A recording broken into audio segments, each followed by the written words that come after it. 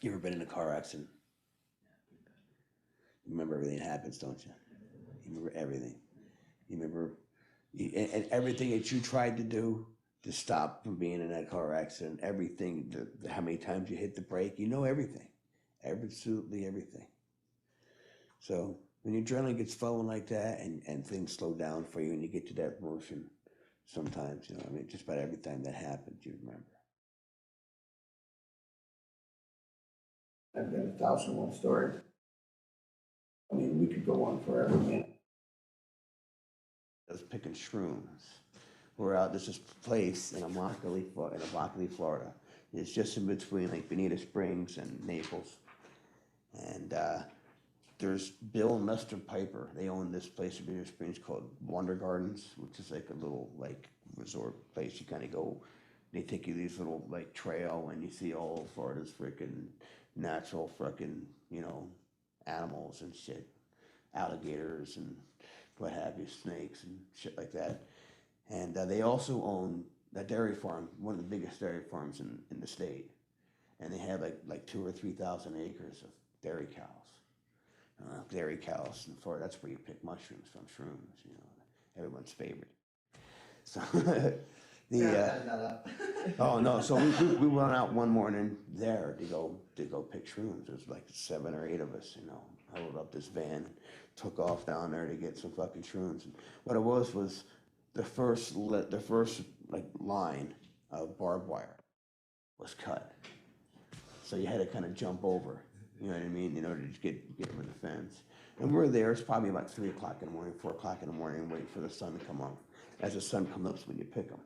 That's when they start growing beautifully. You get nice chunk buttons. At any rate, I had a huge garbage bag, and I would say I was a good half full. Then we started hearing fucking horseback, you know. That's what you have. These guys, they send these people out, man. They go out and they'll shoot you with salt. I didn't know that at the time, but they're coming out to basically chase you off the property because you're trespassing.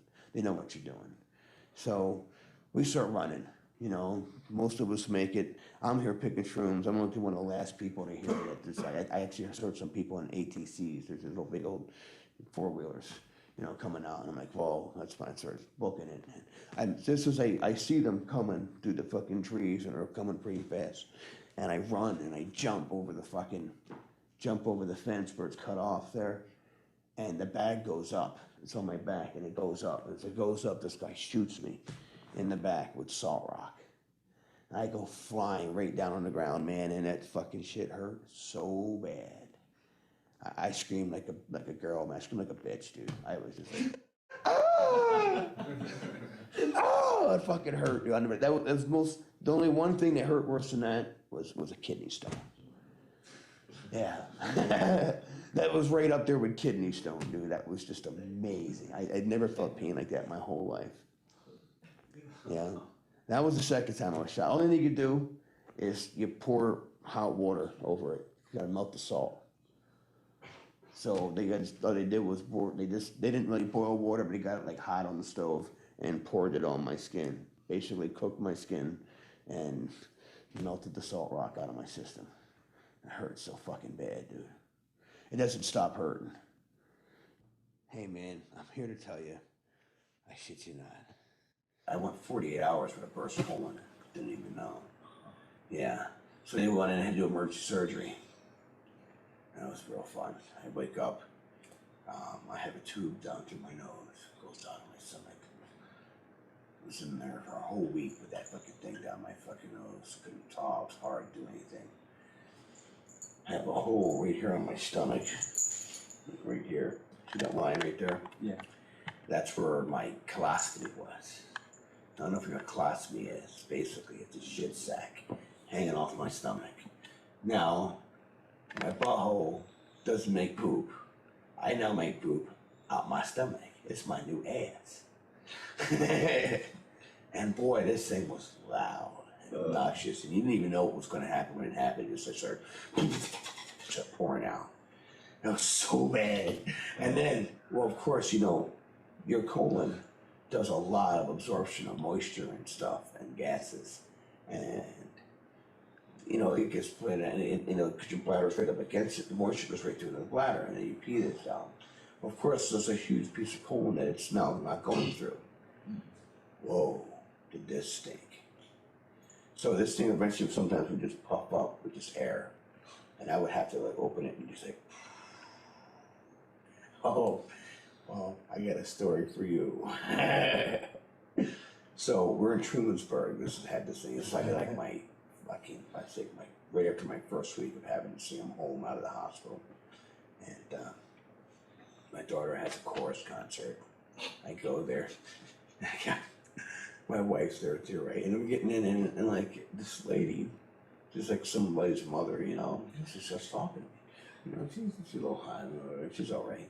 She's definitely like coming on to me, talking, and then she's like, yeah, so hi, yeah. I wish you could see I'm married, She didn't really care. She wanted to have sex. And she's all over this and that. And my wife was on the other side. She could see this, and I could see her getting jealous. So this lady told me, she asked me this question, and as soon as I got, I'm like, ah. And then you hear,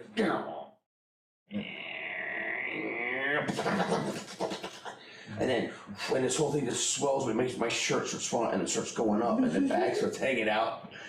And I looked down, and I'm like, whoa, excuse me. And I look up, and she is gone.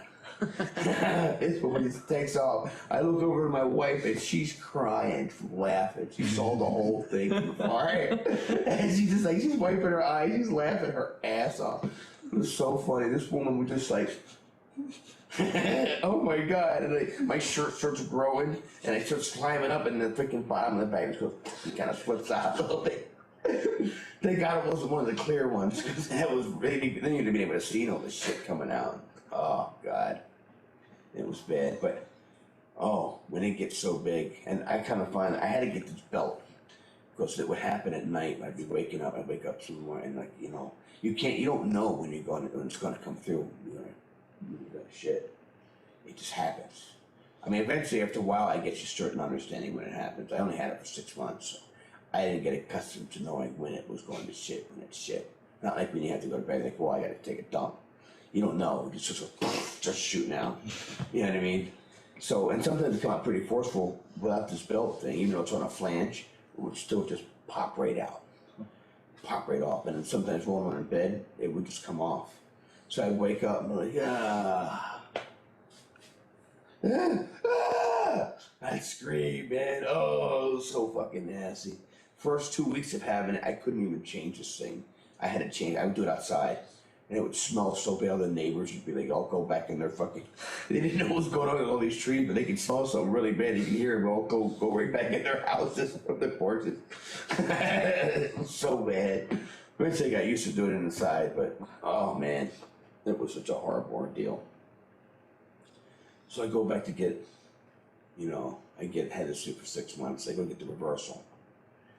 I go to this different doctor. This Doctor Weston, not Weston. I can't remember. What a dick.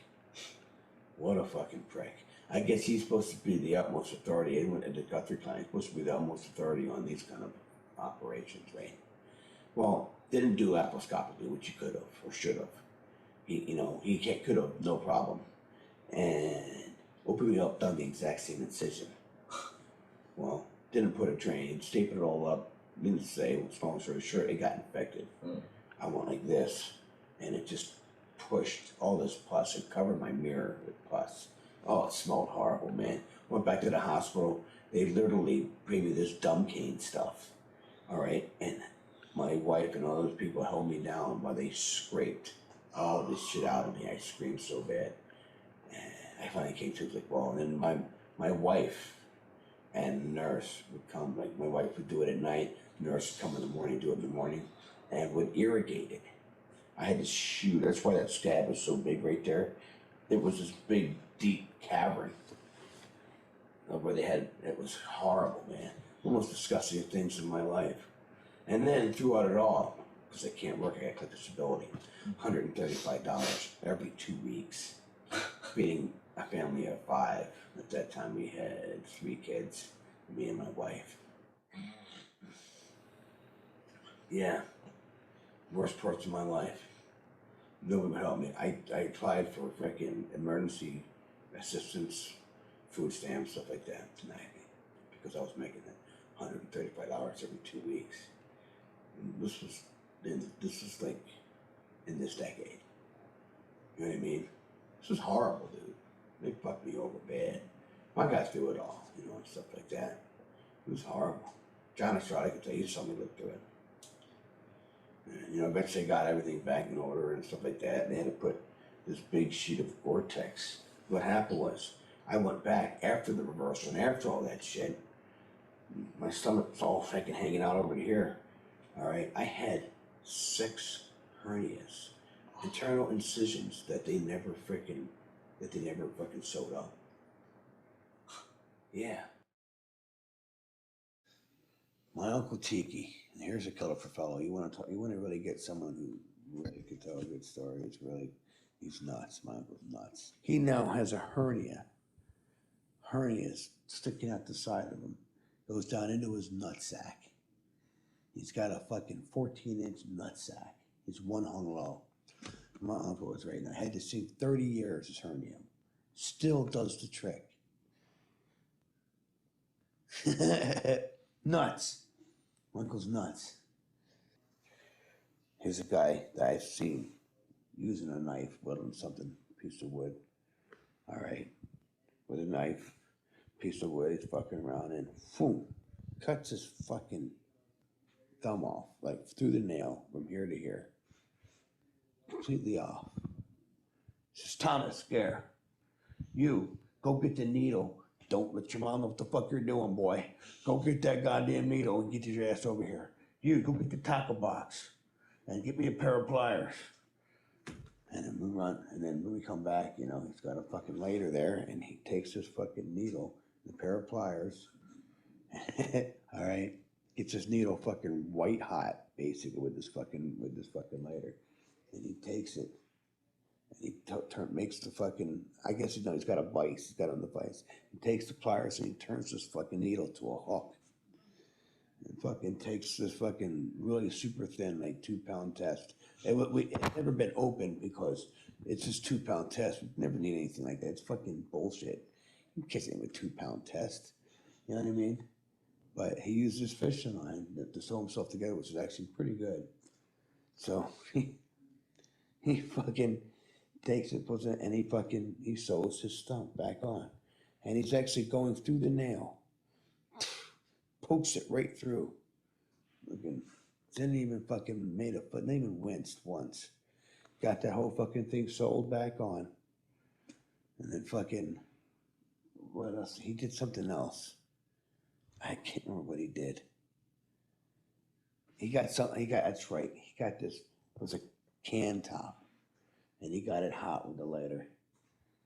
And he fucking burned his thumb right on the fucking thing. You can hear it fucking sizzle and pop. The blood was boiling on it. And fucking cauterized the whole thumb. And he says to me, he says, you're not a real man until you go shrimping.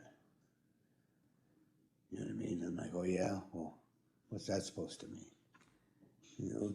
The fuck? Those guys are like gay. I said, they're freaking big, hairy, fucking like derelict, drug addict, fucking alcoholics that hang out at this bar called Casey's in Fort Myers. Just closed. Horrible, crazy fucking shrimp bar. I mean, seriously, it is the sketchiest thing you had ever seen. I mean, the lowest form of life. Go to this place. Real flat out fucking scary motherfuckers, dude. These shrimpers. I hate to judge people, but if you met any of them, you would be afraid for your life. I promise you this. I was afraid for my life.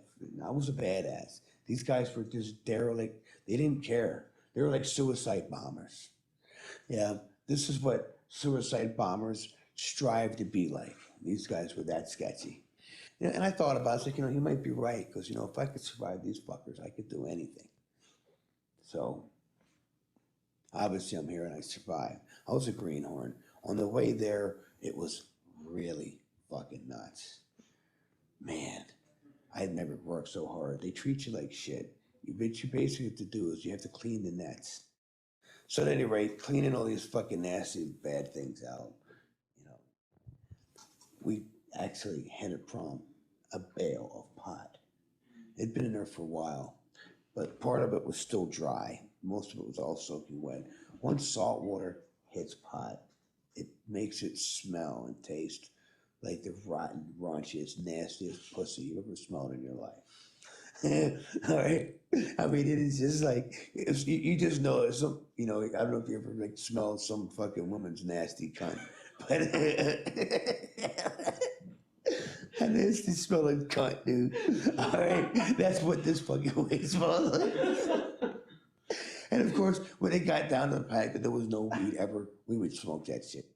15 days out, 5, 6 days in, another 15 days or 14 days back.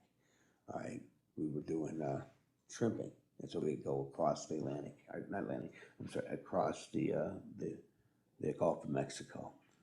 Sharks followed us since the second we started pulling nets to the time we got back, and we stopped pulling nets. And even then, I think even then they just kind of followed us. I swear to God, it was the same sharks.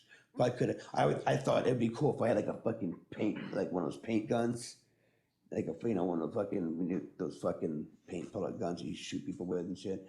If I had one of those with like waterproof paint, and I fucking paled one of those motherfuckers, I know they'd fucking be the same ones following us, dude. Yeah, because all the shit fish, you just throw them out. You just throw them out, and they catch them. It's a free meal the whole way there and the whole way back. Yeah, the shit fish. Gulf of Mexico has the most fucked up creatures on the planet. I don't even know what any of these things were. They're really exotic, funky. Everything had like poisonous stingers. Everything had fucking something poisonous to it. Ever heard of a dogfish? You ever seen a dogfish? There's one ugly, full of tooth, motherfucker, spiny, nasty fucking fish, dude. God, this is definitely Satan's fish. You ever had monkfish? They call it the poor man's lobster. It's actually a fish that tastes like lobster. It's the ugliest goddamn thing in the ocean. The ugliest. It looks like a catfish and a horseshoe crab mated. Boy, once you cook that son of a bitch up, man, the butter, some lemon, boy, fucking yummy. That's the only thing I really have to say I miss about Florida is really good food. Fresh fish. I mean, from the ocean. I mean, just from just the fucking gems of the fucking ocean, you know what I mean? Wake up one morning, like, I'm definitely going to go catch some goddamn dinner. I grew up learning a lot of stuff about nature. We had just moved from Fort Myers to Tampa the first time. I was with my dad and my mom. So we'd only been here probably about 3 months living in Fort Myers. I mean, living in Tampa. And this guy decides to take my dad and me fishing. So we go out to this place, Gandy Bridge. We go all the way out. We crawl. Before we get there, my dad, he's never been deep sea fishing before. This guy takes us out to this bridge. We walk. It's like a cold, rainy, kind of windy day. We walk all the way out this bridge. Cars are flying by. We get to this fucking, this ladder, and we crawl like maybe 50, 60 feet down this ladder with fishing poles and fishing gear. All right. Then at the bottom of this pylon of this bridge, the Gandy Bridge, the guy gets this big old freaking monster strap, and we all get inside this strap, and we're strapped onto this big concrete pylon. And we throw the pole out. I look over to this one guy, and it's like, so, have you caught anything? And he's like, no, not yet. And I said, what are we fishing for? Because we're fishing for swordfish or sailfish. He goes, but there's some sharks out here. I'm like, sharks? Really? I'm just a kid, like, oh, what, we catch a shark? I'm like, Dad, can you catch a shark? And, he was like, well, I don't know, son. He takes his, now everybody's got the pole out. This other guy, it's Al. Al is his name. Al takes his pole. He's got this big thing. The end of the rod is like this fucking big around. Big deep sea fishing pole. My dad's got this fucking Eckerd Drugs fucking special. The biggest, deepest deep sea pole they had or something. And my dad paid like $30 for it. It's like nothing. I got this little kid's pole. So the guy that was kind of next to me put something on there so I could catch bait for him. So I'm trying to catch fish that are this big for bait. Freaking Al puts the fucking fish on my dad's fucking pole, and he says he just uses a squid. He just grabs a squid, frozen squid. He throws it on there. He says, I don't want to catch a big fish. I don't want to put the big fish on there. So he's like, fine. So my dad throws a pole out there with the squid. Everyone's laughing like, yeah, you're not gonna catch it. He's got a squid on there. Not even 30 seconds. Fucking rod goes. And then this fucking out of the fucking water. This fucking 8-foot fucking long sailfish flying through the fucking air. And my dad's just like, and you can see the line from the light and all the spray coming off the line. And it's just hooked. And you can see it's his pole, this fucking fishing line, and the fish. And it was just a perfect shot. And everyone is like, and these people have been out there fucking all day. And my dad's not even out there 30 seconds with a goddamn piece of squid. And these guys are using live fucking fish, which is the fish that these things normally eat. Fucking squid. Frozen, chunky, nasty, probably 3-year-old piece of fucking squid out there. The thing winds up breaking my dad's pole. Brand new pole. Just fucking smashes it. Fucking breaks it in half. And it's still on there. Eventually my dad, he didn't know what to do. Nobody would help him. Even Al wouldn't help him. And freaking just took all the line, took off. Yeah. To me, it was a monster. This thing could have eaten me whole. I'd never seen it like it in my whole life. It just flies right out. It's beautiful. Never seen this, shit that doesn't happen like that, You don't want to get bit by anything. Do you want to get bit by anything? That dog, freaking dog. One day I was back there kind of doing the same thing. Should have learned from the first experience, obviously. Shouldn't have been back there. Go up through the railroad tracks are close to it. Walk up through the railroad tracks and walk up and in. And I decided to stay off the road. Roads wound up being a really bad, like a gay strip. And so this place was getting to be pretty bad in Tampa. So I would walk up, where it was still a cool part, and walk over to the railroad tracks and walk the railroad tracks in. And then walk over and grab some stuff. That was a little closer to this dog. So I went around this way, came into the back, and came in up and around to walk around the other side of the railroad tracks. And the dog, was a pretty mean Rottweiler. They used it as because it was a bad part of town. So they used it as it was a guard dog. Well, somehow this thing got rabid. I don't know what was going on. So, he gets out for the first time ever. In years, this fucking mutt gets out, and he comes running at me, and I just run it. And I guess there's a car dealership there, and I launched up on top of this car. And this thing came up so fast, right in front of this person trying to buy a car and the fucking salesman. And I think there was somebody else coming that way too. And all I remember was my dad told me, he says, if ever you get attacked by a dog, he says, just shove your hand down its throat. They can't bite down, and grab onto something and don't let go. Let it do all the movement, and it'll rip itself to pieces and you'll kill it. So that's what I did. Grabbed the fucking thing down there, and I was scared, but he scrapes me up pretty good. And he gets saliva in me. I don't know if you know about rabies, but it's in the saliva. That's where it really is. Bad. Pretty bad. I didn't know it was rabid at the time. But when I went, they had to do tests whenever you do something again, especially when there's like death. And these people were pissed. It was a dog. And I'm like, well, your fucking dog is rabid. Or, I didn't know that at the time, but I was like, wow, this thing attacked me. So, at any rate, this thing's rabid. No, they pay for everything. They pay all the doctor bills, this and that. It was kind of cool, the dealership was pretty cool about it. But I had to get 21 shots in the stomach. Freaking needle was that long. I'm talking about the needle part. It was like 3-4 inches, maybe 5 inches long. It was long. I was younger then, but it was big. And it was like the course of 3 weeks, I had to get these shots. 7 shots, shot a day.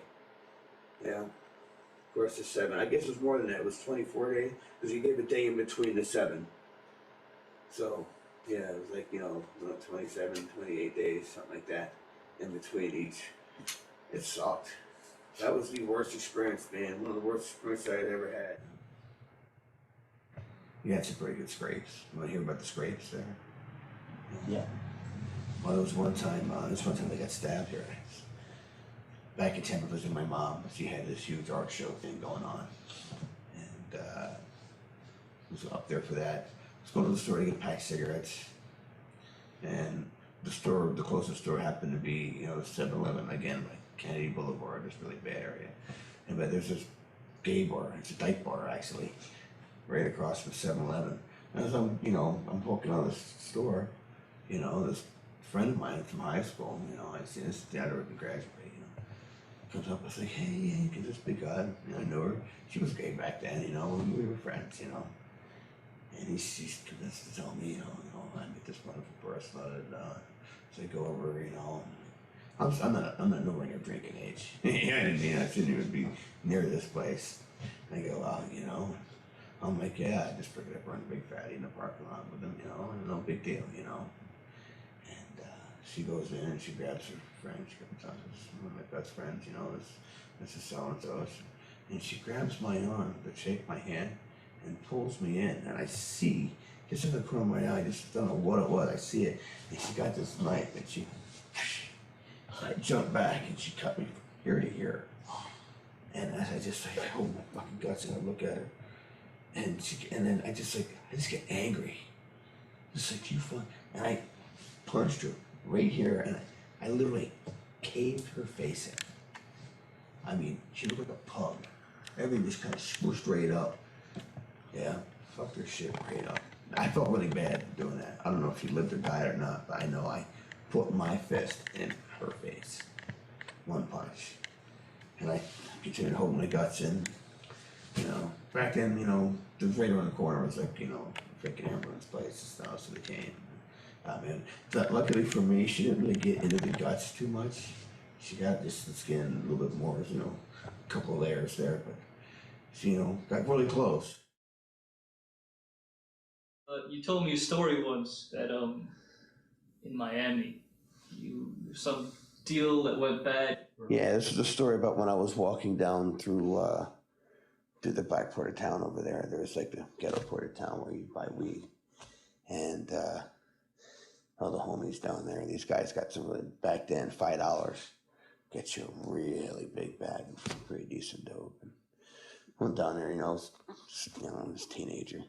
And I'm going to get to, and there's this guy, he's kind of a younger one, but, I'd never really seen him around before, but he's around, and I saw him just, as I was walking up, sell something to somebody else. So I went up to him, and I said, what do you got? And he showed me these freaking nickel bags. I had $20, and I said, if I can get 5 for 20, and he said, yeah. So when I looked at him, I said, fucking really nice looking weed, nice bags. I said, hey, let me get 20, can I do that again? Can I get 5 for another 20? He's like, yeah. So I've opened up my wallet, and I just got paid, so like $200 there. Back in the 80s, it was a lot of money. If I could pull another 20, put my wallet away. And he's sticking around this bag, and I see this fucking handle of a gun coming out of the bag. I don't know if he had it in. I just instantly reacted. That was a gun. That was the handle of a gun. So I freaking front snap checked the bag, and literally the barrel of the gun went off. And there's like a scar right here. Somewhere right there, yeah. That's where the bullet went in.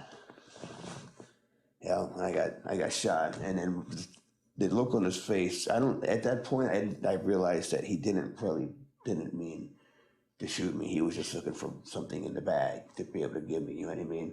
And that's but it was too late now. I just shot me. All right, words are the key. All right, communication. When everybody's communicated properly to everybody else, there are no animosities. There are no problems. So as I go down, there's an old Milwaukee quart bottle. And I'm gonna lay down, I'm gonna snag it, I'm gonna smash it over his fucking head. And he just falls down. And I take all his money, all his gold, and all his drugs. Well, which you want to hear first? You want to hear the rest of the shootings, or you want to hear that? I would like to hear Let's hear the shooting since we're on the topic. This one leads to a shooting. Anyway. All right. No, this leads to a shooting. Well, there's a gun pulled out, right? No. And you responded with something. No. Real simple thing. Go over here, see this one friend, grab this thing, go over there, bring it to this guy. Take that thing, bring it to this guy way over here. He was my original friend. Well, I went over there, grabbed this thing, went over there, gave it to that thing, this guy. This guy said, no. The motherfucker owes me. You tell him he'd come see me. And I'm like, and then this big, fucking huge, tall, fucking kind of skinny Nicky, but he was big. He definitely played basketball. Big fucking black guy. He was tall. I mean, he were looking like Shaquille O'Neal tall. You know what I mean? But he was skinny. And this motherfucker just like stood right up, and you see the gun, and I'm just like, oh yeah, I'll relay that message. And come back and relay that message. And she's come with me. And I'm like, I didn't want to do this. I felt like this point, I was like, man, did I get myself fucking mixed up with some wrong shit? You know what I mean? I mean, she's put $500-600 for doing this thing, but geez, for freaking, what, an hour's worth of work, $500. I'm happy to do that any day. You know what I mean? I do those a few times a day. That was all right. So at any rate, we go there, and well, this big Mexican guy we had with us. So we walk in the door. Black guy stands up. Mexican guy takes his baseball bat and just took his head completely off. So I pulled that one out. What else do you want? I have one more story that just came to mind. There was a time everyone had already left on break, and me, Doug, and Dan Dryden were just sitting around. And you were leaving, and you told us this crazy story. That one, yeah, that's actually a really good one. It's a great story. It is a great story. Fantastic story.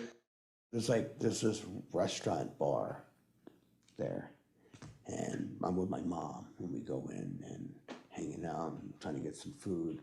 Food really does suck, and so I'm drinking. It was really hot. It was like 110 degrees outside, dry as a fucking bone. And my mom, she goes somewhere, I think to the payphone, and then she comes back. She goes, "Hey, look, I met these people."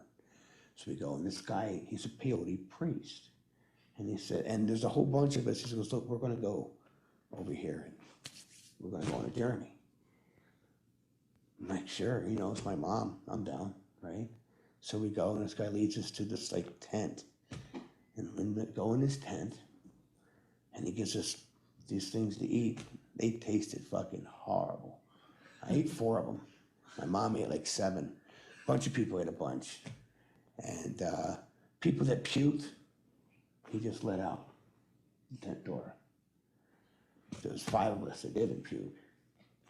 And we went through fucking, the only way I can really explain it is that we went through a portal, an opening, a rip in between like the prime material plane and like I say the astral plane. I don't know, but we traveled in between this like plane of existence and freaking saw things and did things.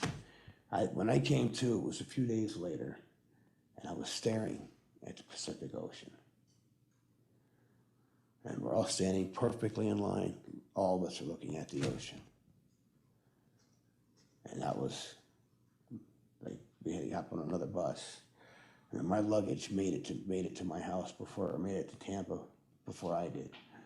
Because we missed the bus. Yeah, and I don't really remember. Time really wasn't much of an issue. I don't remember any. It just didn't matter. Time just didn't matter for some reason. It was an amazing thing. I really can't explain much, about what I've seen. I had to say, you have to experience it. Find yourself a shaman, a peyote priest, and don't puke when you take the buttons, and let them take you on this fucking amazing journey. Because I'm sure this guy is the true time traveler, if ever there was. There's time is there's nothing, no importance to him at all. It's just, because like I said, I don't even remember. It didn't seem like it was 3 days. It didn't even seem like, except we never even thought about the time or anything. We just kind of looked through. Basically, it was like you were looking into a bubble and seeing things and people, and cars and situations and some people's lives, and just kind of looked through and saw as we were going by. And like it's really felt like I was in between these bubbles, walking through them. That was definitely the best example I can give of what it was. That was powerful. And I don't think I've ever really totally come down from it since then. I've always just, it shaped my life to be able to do the things that I do. Yeah. I had that little extra bit of energy on me that I can just throw out there. Mix voodoo with, I guess. I did a lot of growing up there. I learned more about the kind of person I wanted to be, you know what I mean, as opposed to the kind of person I really was. So, Gary, what do you think makes you such a great storyteller? Who knows? I mean, I've lived a long, pretty good life, I guess. I have a lot of things that have happened to me. I guess because, it's just stuff that's happened to me. So, really crazy shit. You kind of remember when crazy shit happened. And then it's really not that much different from then to actually being able to do it when you want to do it. It's just the gift of gab. Yeah. It's just, I have always had the innate ability to be able to control people and talk to them. Have a soothing voice, soothing, appearance, I guess. Don't know how that could be. I used to have much more soothing appearance than I do now. But yeah, a little rough on the eyes these days, nonetheless. I don't know. It could be a lot. I'm kind of charismatic. I like to, I like to talk to people. I know how to talk to people. So I think it's probably what it is. He's got a lot of gumption. He's got a lot going on for him. You know what I mean? Energy there. He needs to focus it more on that. I'm glad he is. Took him a while. He kind of reminded me of a box of fireworks that someone threw a match into. You know what I mean? You got freaking fireworks going off that way, and some that way, and some this way, and they're all big, powerful fireworks. You know what I mean? You know what I mean? Eventually, the fire went out, some of the fireworks are left, and he can focus on where he has to go with those fireworks. You know what I mean? It's kind of a word analogy, but I'm high. I'm allowed to say funny shit now. Yeah.